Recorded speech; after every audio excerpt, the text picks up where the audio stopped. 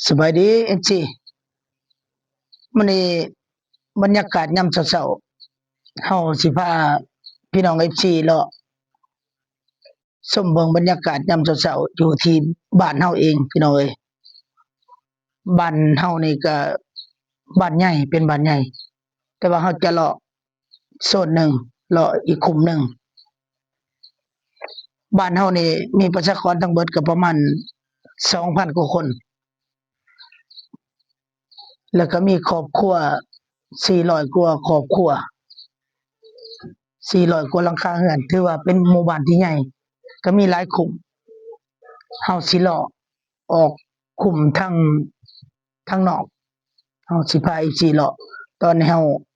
ใส่น้ำมันแล้วเฮาสิพา FC เลาะในบรรยากาศยามเช้าๆพี่น้องเอ้ยเราออกคุมทางนอกไปเลาะกันเลยพี่น้องเอ้ยบ้านเฮาก็แม่นบ้านหนองคอนพี่น้องเอ้ยที่ขึ้นกับเมืองสองคอนแขวงสะหวรรณเขตไป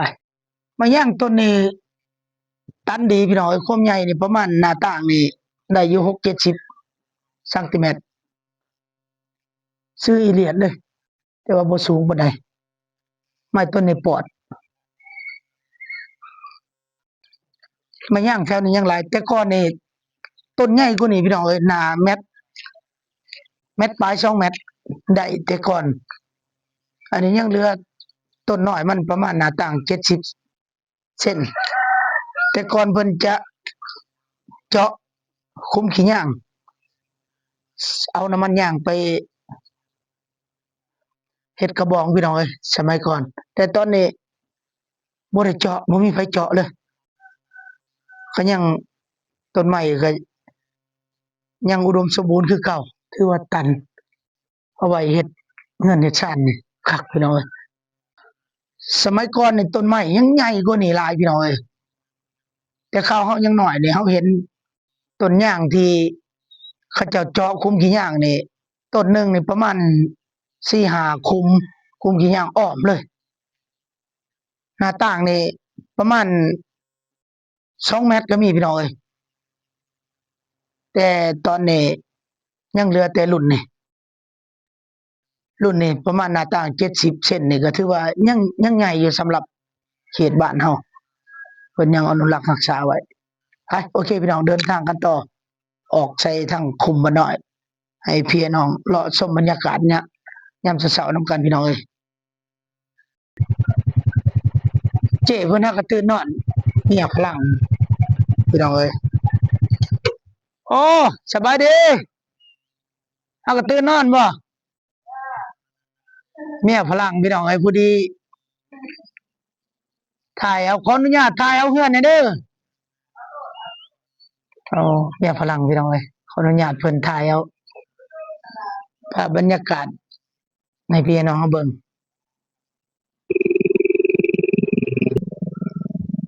เพิ่นก็มาปลูกเฮือนบ่ทันได้ดนปานใดพี่น้องเอ้ยแต่ว่าเพิ่นเป็นคนมักปลูกมักฝังในฝรั่งปลูก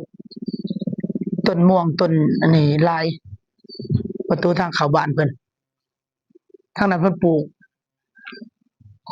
หน่อไม้พี่น้องเอ้ยเราสิเดินมุ่งหน้าไปทางตะวันออกแถวนี้ก็หัวเฮือนก็เจ้าเฮ็ดคักหลายใส่ไม้พาไม้ไปเดี่ยวต่อ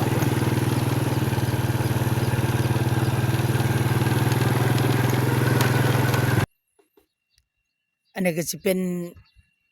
เฮือนทางต่างประเทศพี่น้องเพิ่นมาสร้างเพิ่นมาอยู่กับคนบ้านเฮานี่แหละพี่น้องเพิ่นไปอยู่ต่างประเทศตอนนี้เพิ่น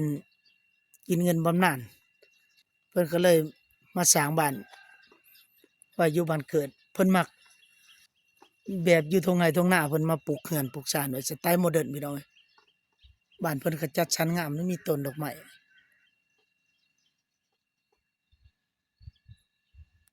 ถือว่ามองเห็นเป็นธรรมชาติตะเวนกำลังขึ้นอยู่ในเมืองเพิ่นบ่มักเพิ่นก็เลยมาตั้งอยู่นอกๆแบบนี้อันนี้แม่นพี่น้องเฮาที่อยู่อเมริกากินบำนาญแล้วเพิ่นมาอยู่ประเทศลาวพี่น้องเอ้ยก็ ลับคืนมาบ้านเก่าตอนนี้เพิ่นบ่ทันได้ตื่นพี่น้องเอ้ยเฮาบ่รบกวนเพิ่นเฮาสิเดินทางต่อไปเบิ่งวิถีชีวิตของชนบทครอบครัวนี่ก็ถือว่าเป็นครอบครัวที่ดูมั่นเด้พี่น้องเอ้ยเจ้าส่วนเอาขี้เลื่อยไปเผาถ่านกำลังหอดคุมบ้านน้อยที่เราจะพาพี่น้องมาเที่ยวชมมาเบิ่งวิถีชีวิตของเขาเจ้าเฮือนหลังนี้ก็บ่มีคนอยู่พี่น้องเอ้ยเป็นเฮือนห่างลมพัดเพเบิดแต่ก่อนนี่เป็นทงไร่ทงนาเขาเจ้ามาอยู่นำไร่นำนามาอยู่เพียงแต่1หลัง2หลังเท่านั้นพี่น้องเอ้ยแต่ตอนนี้ก็เริ่มมาหลายบ่มีคนอยู่เลยแต่เฮือนแต่ละหลังนี่ก็สงสัยเขาเจ้าไปหาอยู่หากินเบิดหลังนี่ก็บ่มีตื่นเช้ามาไปหาติดจับจันหาอยู่หากินบ่มีโอ้ตัวนี้เป็นไม้ลักหัวเพิ่นพี่น้องเอ้ยไม้ลักหัวนี่ไม้ชั้นดีเลยนี่เป็นไม้แดงไม้จิกถ้าเคยเห็นคนพี่น้องเอ้ยเป็นบ่ได้มีผู้ไปหาติดจักรจันทร์บ่เป็นมาที่หันขามาซื้อไข่ก็มีหันขาน้อยๆตั้งอยู่ในหมู่บ้านโอ้มี2หันได้พี่น้องเอ้ยทางนั้นก็มีหันขาทางนี้ก็ได้เพิ่นอ้อยนางอุ้มน้องบ่ผู้หญิงหรือผู้ชายเพิ่นอุ้มน้องหันขายเครื่องขายตั้งหันหน่อยบ้านเฮาพี่น้องเอ้ยบ่ได้แก้ไขให้ชาวบ้านมาซื้ออยู่นี่เข้าไปในบ้านมันก็ไกลเติบไปบ้านใหญ่ไปข่าเพิ่นฮักกะลูกเฮาว่าสิพากันไปจังไดเด้อพี่น้องเอ้ยกินข้าวอีกสิไปเล่นโคกไปหาหยังล่ะหาขุดอึ่งโอ้ตัวอยากไปนำเด้ไปกินข้าวปลาข้าวโคกเป็นตาม่วนโอ้เพิ่นถือของกินอีหยังล่ะผู้สาวกินไข่กับตันไม่ชอบโอ้เป็นตาแซ่บเด้อขุดแบบไรวิธีขุดไปขุดยามแลงนี่ฮะเจ้าบ่ได้ไปขุดบ่หรือว่าเคยไปอยู่ฮะก็สิไปแม่นโอ้ไผล่ะผู้เคยชำนาญผู้ขุดโอ้นี่หัวหน้าเพิ่นนี่พี่น้องเอ้ยนี่หากินมันนี่นำทิ่มไปแบบจังได๋ขุดสร้างลงบ่แม่นโอ้ขุดลงแล้วก็สั่วเอาโอ้อุปกรณ์เพิ่นถือเสียมก็เสียมใหญ่ขนาดแล้วสั่วจั่วเลยโอ้เจ้าก็ฮักกับสิไปลองเบิ่งนี่ซะเนาะแม่นพี่น้องเอ้ยเพิ่นไปหากินข้าวปลาก็อยากไปน้ำเพิ่นอยู่ชวนพี่น้องไปนำหลายๆนั่นชวนพี่น้องไปนำแน่คนอื่นนำกันเด้อโอ้ไปลองเบิ่งผู้บ่าวก็มาแน่ซื้อลำพี่น้องเอ้ยเอายังโสดบ่แม่นยังโสดเนาะตอนนี้เนาะแม่นพี่น้องเอ้ยเพิ่นว่าผู้ใดอยากไปกินข้าวปลาไปน้ำเพิ่นหากบ่เคยขุดอึ่งว่าซั่นจักสิได้กินจักบ่เลยมื้อนี้ข้าวปลาไปเด้อกินข้าวปลานี่หัวหน้าใหญ่ผู้สิพาไปเดี๋ยวกินข้าวกับไข่นี่กินข้าวกับไข่เองนี่ไปหากินหมานพุ่นนี่ขุดเบ้าก็เก่งนี่ขุดอึ่งก็เก่งไปขุดน้ำกันเด้อมื้อหน้าสิไปนำอยู่ไปกินข้าวปลาอ๋อไปเบิ่งไปแถวใดล่ะบ่สิไปขุดมื้อนี้ว่าสิไปเทิงค่ายพุ่นแหละเทิงค่ายทหารบนเขตแม่นโอ้อยู่ดงเฮาขุดลงเป็นเฮ็ดจังได๋ขุดลงเป็นสางบ่ขุดลงเป็นสางแล้วเฮาก็เห็นหูมันก็จังน้ำเอาสิขึ้นไปวิธีขุดน้ำแรงพี่น้องเอ้ยเฮาเคยขุดแต่ยามฝนเห็นควายมันเฮาขุดแม่นเฮาเคยอยู่แต่อันนี้เพิ่นขุดยามแรงขุดแบบน้ำสางนี่พี่น้องเอ้ยขุดแบบน้ำสางมันก็สั่วออกทางข้างมันสั่วหา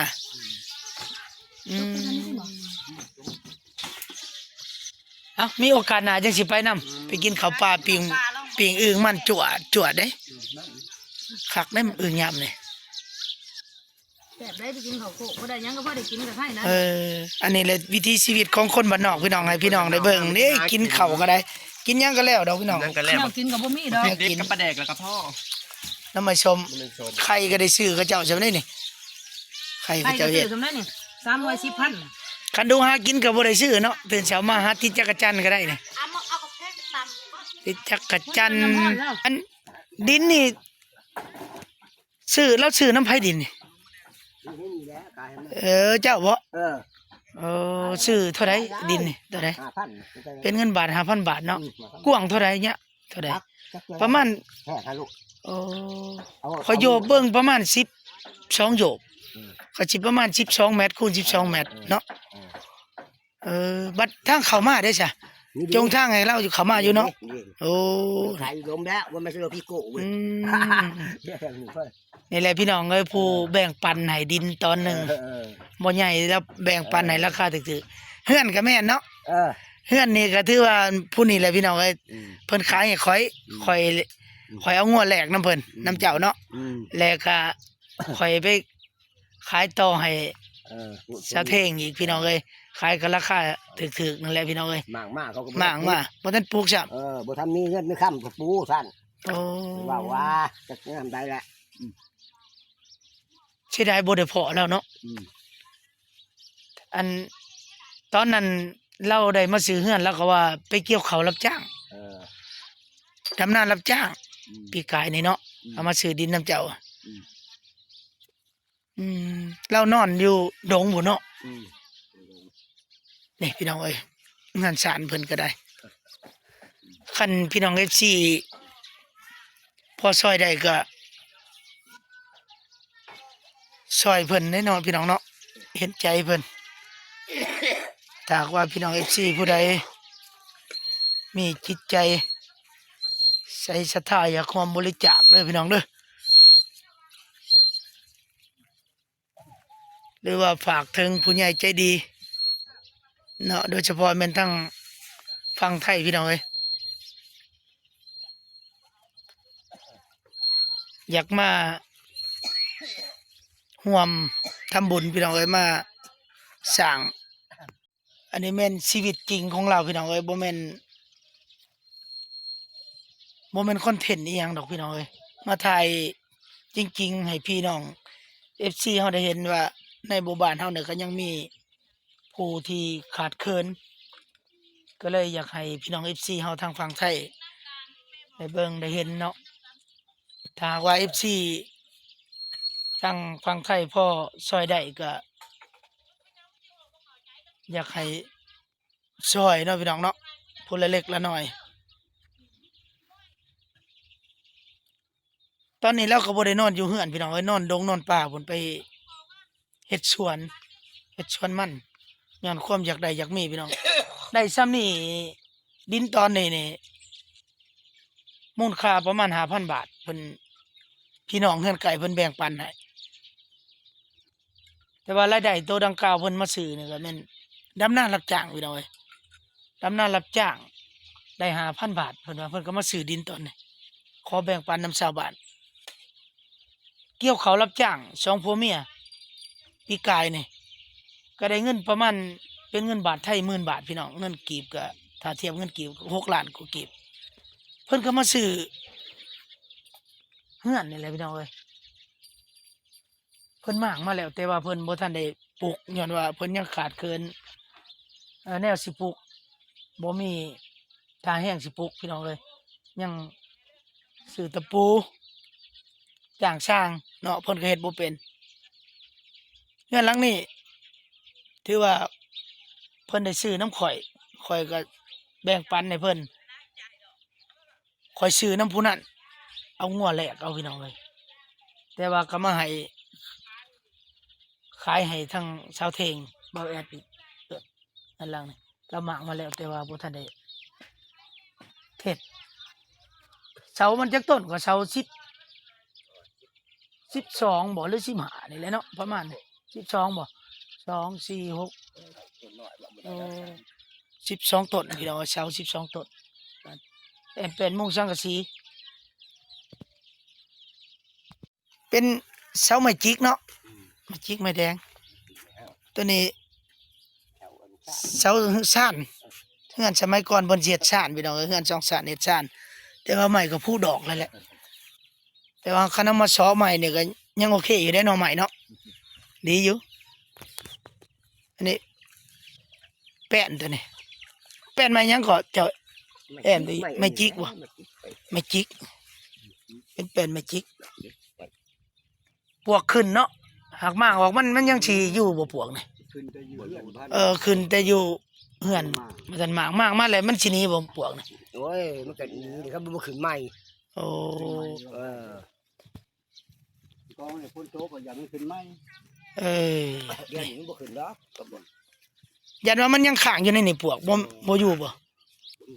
นี่ไม้เครื่องเฮือนเพิ่น ข้างตัวบ่อเลย โอ้พี่น้องเอ้ย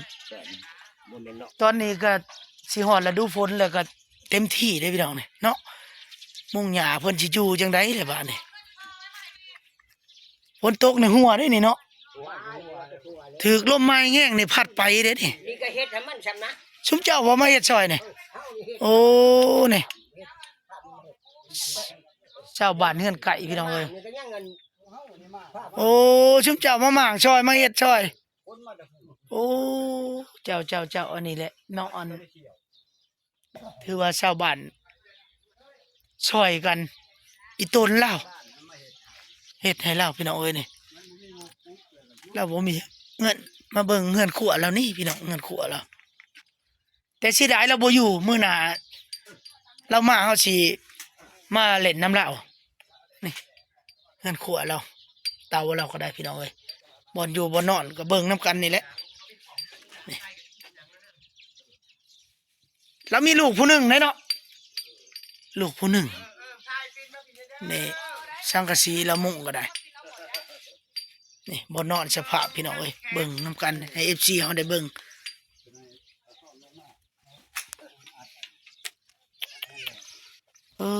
พี่น้อง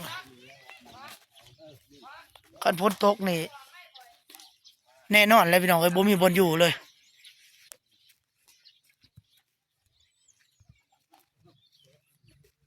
เฮาก็อยากซอยเพิ่นอยู่พี่น้องเอ้ยแต่เฮาก็บ่มีคือกันก็พอได้แต่ถ่ายให้ FC เฮาเบิ่งบางเทื่อ FC คือเห็นใจอยากซอยพี่น้องซอยเรือคนละเล็กละน้อยเต็งเอาซ้ำเด้ทางถึงน่ะบ่ได้ตอกเอาสังกะสีเก่าเฮือนเก่าเลยพี่น้องเอ้ยเฮือน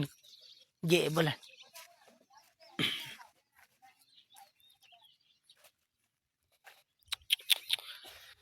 ข้อยคิดว่าแม่นเพิ่นเฮ็ดแล้วแหละพี่น้องเอ้ยข้อยก็ดีใจนำว่าเพิ่นซื้อเฮือนไปปลูกแล้วว่ะแต่มาเบิ่งยังคือเก่าพี่น้องเอ้ยก็บ่ติเนาะย้อนความทุกข์ยากลำบากขาดเคินบ่มีอยู่มีกินพี่น้องเอ้ยดิ้นรนหารับจ้างปลูกมันตัวเองก็บ่มีทุนก็ปลูกน้อยๆก็ได้บ่หลายปีแล้วนี่เพิ่นได้จักล้านปลูกมันล่ะ ล้านเดียว ได้ล้านเดียวได้ล้านกีบพี่น้องเอ้ยล้านกีบก็1,000 กว่าบาทเนาะก็บ่คุ้มกินแหล้วก็น่าเห็นใจอยู่ก็ยังดีมีชาวบ้านพี่น้องเอ้ยนี่พวกเฒ่าแก่ในโฮมของหมู่บ้านเพิ่นอุดหนุนจุนเจือช่วยมาเฮ็ดมาช่วยสร้างทางศิลวัตรเพิ่น พ้นโต๊ะก็เตียงไปแล้ว ฝนตกกระเปื้อน โอ้ยก็มันมีจักดินยังเว้ย จักสิ มุ่ง อยู่ใช้แล้วกันฝนตกเนาะก็สิแล่น เมื่อก่อน ไปชนเฮือนชาวบ้านนี่แหละเฮือนไก่นี่แหละเฮือนตาพรนี่ อันนี้ก็ว่ามากมาแล้วก็สิเฮ็ดแค่ให้เลยปู ฮะ เลย ช่ มุ่ วย งเล ที่ ย ล้านเมื่อก่อนได้จะดินนี่ โอ้บ้านได้ช่อยอีกบ่นี่ ช่วยแล้วก็ช่วยเฮ็ดนั่นแหละ เออ โครงการเพิ่นช่วย เออเจ้าหวดก่อนนั่น งวดนี้มือเพิ่นบ่ทันได้ให้หรือว่าได้แล้ว โอ้เงินโครงการเพิ่นช่วย โครงการคือ เพิ่นมาช่วย200เหรียญน่ะเด้เนาะ 200เหรียญนะได้ดินนี้ได้ โอ้ ดินนี้ ฮักก็เพิ่นฮักก็มาจ่ายก่อน4ล้านบ่ เพิ่นจ จ่ายก่อน4ล้าน ยังบ่ยังเลยเนาะ4ล้าน เงินโครงการตัวนั้น เจ้าถือว่าก็ยังมีโครงการมาช่วยอยู่เนาะ โครงการมาช่วยเด้พี่น้องเอ้ยโครงการจากต่างประเทศ ได้ดินนี่ ได้ดินนี่ ได้ดิน โอ้ฟังเว้านี่ตัวได้ดินนี่ก็เงินโครงการใช่เนาะ เงินโครงการได้ดิน โอ้เฮาคิดว่าแม่นเพิ่นไปดำนารับจ้าง บ่ บ่เนาะ น่ารับจ้างได้เฮือนได้ โอ้ เฮือนมากๆ เจ้าดำนารับจ้างนี่ได้เฮือนนี่เนาะตัวมื้อนึงนี่เนาะโอ้ทั้งดำนาทั้งเกี่ยวข้าวได้นี่ เอ้ย เกี่ยวข้าวกับดำนาได้เฮือน อืม ได้เฮือนตัวมากมานี่แหละพี่น้องเอ้ย อืม แต่ว่าบ่ทันได้ปลูกตัวดินนี่แม่น โครงการ เงินโครงการช่วยเหลือโครงการต่างประเทศพี่น้องเอ้ย ยากได้ เพิ่นมา แต่ ช่วยเหลือ บ่ได้บ่มีงบหมดงบเบิ่งงบแล้ว หมดงบเนาะ ยากบ้านเมืองช่วยอยู่ บ้านเมืองก็เบิ่งอยู่เนาะช่วยเพิ่นอยู่เนาะ เออ แต่ว่าก็ยังบ่ทันช่วยก็ยังบ่ทันได้เต็มที่พี่น้องเอ้ยเพราะว่าเพิ่นยังขาดหลายเนาะ อืม ต้องเว้าในเฮือนเพิ่นนี่ก็มีซำนี้เนาะรถจักรมีบ่ บ่มีหยังนะ รถจักรก็บ่มี อืมบ่มี โอ้รถไถเด้รถไถนา แห่งไกลแหละ โอ้บ่มีอีกรถไถนา จักก็บ่มีพ่อแม่ก็บ่มี หน้าก็บ่มีเนาะ หน้าก็บ่มี เอ มีแต่จะดิน อ แต่เดียวนี่ โอ้เจ้าบ่าวแอดกับพ่อแม่ก็เสียเบิดเลยเนาะตายเบิดเลยได้พ่อแม่เพิ่นก็ได้ ลูกกำพร้ากำพร้อยอีกพี่น้องเอ้ย โอ้ย อืมพี่น้องเอ้ยโอ้พี่น้องเอ้ยถือว่าเพิ่นไปดำนารับจ้าง เกี่ยวเขาวรับจ้างนั่นได้ซื้อเฮือนนี้พี่น้องเอ้ยเพิ่นก็ได้10,000 บาทเป็นเงินบาทก็ถือว่าสมควรแล้วเหงื่อแห้งเนาะบ้านเฮาเกี่ยวเขาวรับจ้างก็วันละ100,000 กีบพี่น้องเอ้ยก็ตกอยู่ประมาณ100 กว่าบาท150 60 บาทนี่แหละพี่น้องเลี้ยงลูกอีกผู้หนึงเก็บกำได้ซ้ำนี้ก็ถือว่าหาด้วยมือเปล่าๆพี่น้องเอ้ยเราก็ได้ แต่ว่ายังโชคดีดินนี่มีโครงการเพิ่นมาช่วยโครงการช่วยเหลือจักโครงการอีหยังแหละข่อยก็จำบ่ได้มาช่วยเหลือนี่เพราะว่าได้เงิน4ล้านเพิ่นสิเงินในจำนวน200เหรียญเพิ่นจะช่วยแต่ว่าเพิ่นจะช่วยเป็น2งวดเพิ่นมาช่วย4ล้านก่อน4ล้านก็ประมาณเท่าใดประมาณเงินเดือนนี้ประมาณ6-7,000นี่เลยพี่น้องเอ้ย6ก็36 67ก็42ประมาณ 6,000 กว่าบาทพี่น้องเอ้ยประมาณ 6,000 กว่าบาทตอนนี้มัน4ล้านกีบแล้วมาได้ดินนี่